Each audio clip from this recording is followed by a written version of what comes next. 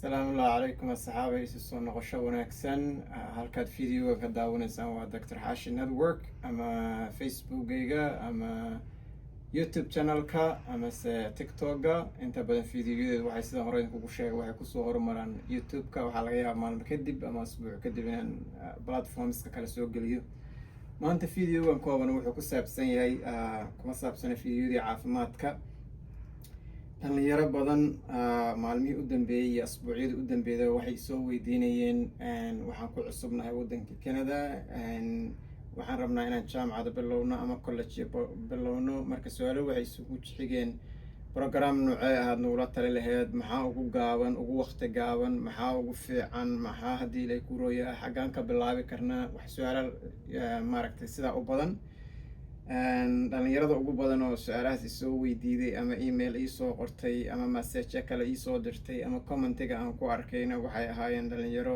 gobolka Alberta ee Canada igala soo hadlayay ay u badnaayeen oo jaamacadaha Canada aad u daneeyay marka fiidiyoga waxaan rabaa inaan idin kula wadaago xog yar oo ku saabsan jaamacadahaas programyada dhowran u kala qaadayna horta inta badan dadku markii Soomaaliya la joogo ama Afrika inta badan la joogo caafimaadka markii laga hadlayo nursing iyo doctor laga hadlaa ma kalkaaliye iyo dhakhtar laga hadlaa laakiin caafimaadku uu fara badan yahay waxaa jirta pharmacist waxaa jirta dental school oo professional school waxaa jira clinical psychologist waxaa jira psychiatrist waxaa jira MRI technician waxaa jira x-ray technician waxaa jira ultrasound iyo dad oo barto oo technician waxaa jira laboratory technician waxyaalahaas oo dhan jira caafimaadku uu badan yahay waxaa jirta program kale oo master degree lagu sameeyo cardiovascular perfectionist leeyahay topic kale uga hadli doona aad maaragtay aad u fiican marka waa badan yahay caafimaadka markii laga hadlayo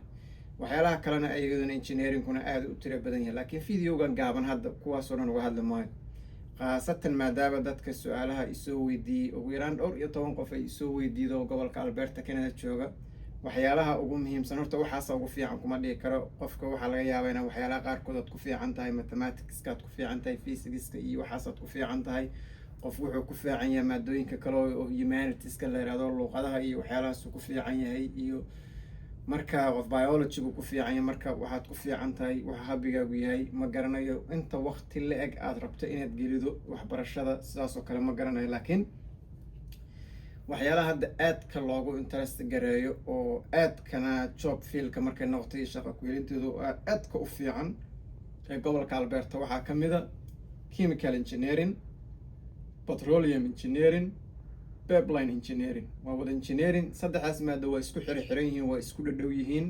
waxayna leeyihiin diploma oo 2 sano ilaa 4 sano oo degree ay leeyihiin gobolkaas maxay aad ugu muhiim ugu yihiin sidaad ogtihiin Canada waxay ka mid tahay wadamada aadka hodanka ugu asaliida ama natural gaseska iyo shidaalada laga qodo marka gobolka laga qodana waa gobolka Alberta marka jaamacaduhu waxay dhinacaas ugu fiican yihiin qofkii asagoo dhigaya ay field-kii geeyayaan oo kowaabkii iyo meeshii hands on wixii ahaa la bara waa gobolka shidaalka laga qodo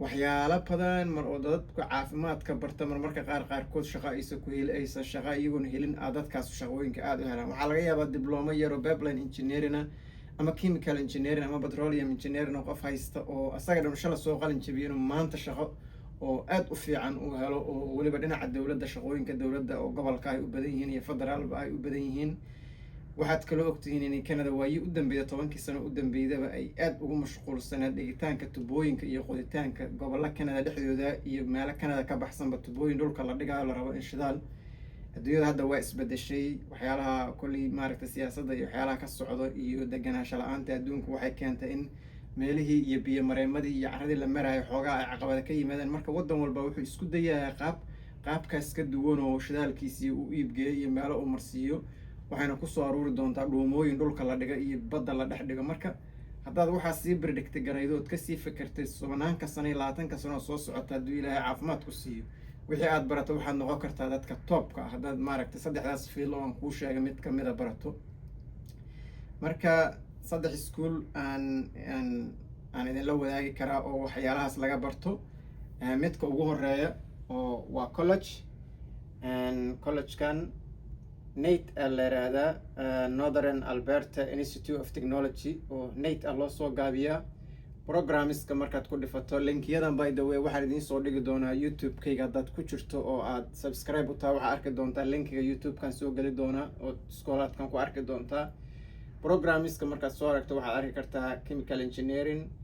tusaale ahaan haddaad ku dhifato chemical engineering wuxuu ku tusayaa waxa uu kasii kala kooban yahay, waxa uu ku tusaa programkii iyo inta nooca uu sii kala baxo. Programmesaad ku dhifanee natural resources iyo waxaasaad kusii dhifanee intaasoo program oo dhan aad arkee. markaa programmes tagta isagaa kusii hagaya. School of Energy and Natural Resources halkaasaa kusii dhifee isaga laftiisa marka programmes aad uga sii dhifsanaysaa si aad u aragto programyadiisoo dhan iyo waxa ay sii kala yihiin. Partnership xataa leeyahay. Partnership waa qayb oo shaqo ahaan laakiin kadib diblooma isu bedelaydo oo credit lagaaga aruurinaya lagaa siinaya wixii aad waa kan haddaad ku dhifato meeshii laga apply gareeyayo ku tusaa waxa uu tu programku yahay oo dhan uu kuu sheegayaa. Apply markaad tiraahdo wixii lagaa rabay iyo requirementigii iyo waxaasoo dhan ku tusaa. waa 2 years waa arki karta oo full time xilligu bilaabaa iyo dayska koorsooyinkii. xataa wuxuu leeyahay international student uu leeyahay meelan Canada ahayna laga soo xaray karaa wadamo kale laga soo xaray karaa inkastoo Canada waayii u dambeeyay international student way aad ugu yaraayeen aysan ugu badnayn. waxaa laga rabaa mathematics, waxaa laga rabaa English grade 12, mathematics grade 12. intooda badan mathka laga rabaa waa calculus ama waa advanced function. Chemistry grade 12, English testna waa laga rabaa wax badan maahan. tusaale ahaan haddaad high school waddan kale uga soo baxday oo aad waddanka adoo haysta la timid collegekan laftiisa u gey kartaa. waxaa laga yaabaa inay maadooyinkana gooni u qaada ku yiraahdaan shahaadadaadiina kuu tixgeliyaan. markaas wixii ma laysugu kaa diro aad programkii gasho. isagaas markaad gasho waxaad uga sii gudbi kartaa oo hadhow degree kasii dhigi kartaa petroleum engineering, waxaad kasii dhigi kartaa pipeline engineering. marka linkiyadan waxaan idinkula wadaagi doonaa. waa kan University of Alberta iyadana waa ka mid meelaha laga barto waa ka mid. waa ujeeda petroleum engineering uu ku tusaa waxa requirementigu yahay. waa maaragta iyada kusii dhifa doontaa tuushinka iyo waxaan informationka halkaasay ku jiraan. waxaa kaloo isaguna aad looga bartaa University of Calgary. waatan iyaduna department yaal kula badan. waxaasoo dhan linkigan idinkula wadaagi doonaa YouTube channelkayga linkigiisaan soo dhigi doonaa. marka saddexdaas programaan jeclaysta maanta inaan idinla wadaago. waa petroleum engineering, waa chemical engineering, waa pipeline engineering. waa top ay hadda ka yihiin Canada khaasatan gobolka Alberta top ay ka yihiin programyadaas. dhimaankooda iyo sida loogu baahan yahay aad maaragtay aad u sarreyda. sida guudna talada aan idin siinaya ama dhalinyarada cusub oo Canada ku cusub aan siiyahay waxay tahay markaad wax baraydo ha ku focus gareen waddan hebel shaqo looga helaa iyo waddan hebel ay ku fiican tahay. waxaa fiiridaa wax universal ah oo Canada dhexdeedana shaqo looga helo. haddaad adduunka kale aadana shaqo looga helo situationka waa isbedeli karaa. meel kale aad aadi kartaa, meel kale aad ka shaqay kartaa. marka wax oo hal wadana ha focus garaynin. markaad aragtiin waxaad rabtiin inaad baratiin sidee adduunka kale uga shaqeeyaan. sidaasaa maaragtay tusaale ahaan hadda Canada iyo Maraykan oo kale waa laba waddan aad isugu dhow aad isugu xiran. wixii waddan ka shaqeeya waddan kalena waa ka shaqeyn inta badan. laakiin adduunyada kalena sidoo kale waa inay wuxuu ka shaqeeyaan haddaadba waqti gelaydo.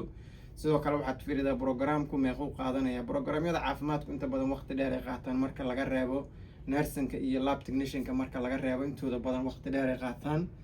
iyo MRI technician dib uga soo hadli doonaa. iyada lafteedu sanado badan ay qaadan jirta laakiin hadda 2 sano laga dhigay inaad mashiinka weyn MRI-ga dadka saarto iskuulka laga barto. haddaa Ontario joogto iyo haddaa Alberta joogto iyo haddaa BC joogto waxaasoo dhan dib uga soo hadli doonaa. markaan qaybta caafimaadka ka hadlayaan MRI-ga kusoo dari doonaa. marka waa ku mahadsantihiin daawashadiina. marmaraan noo soo dhexgeli doonaa waxyaalaha la xiriira waxbarashada iyo maaragtay khibradeyda ku saabsan. inteeda kalena waxaan sii wada doonaa barnaamijyadeena caafimaadka oon hore usii wada jirnay. marka videoga liketa iyo shareta iyo commentiga ku dadaala. haddaad rabtiin videoyada noocaan inaan kasoo hadlo iyo programyada aad rabtiin inaan kasoo hadlo commentiga kusoo mention gareeya insha allah. see you soon.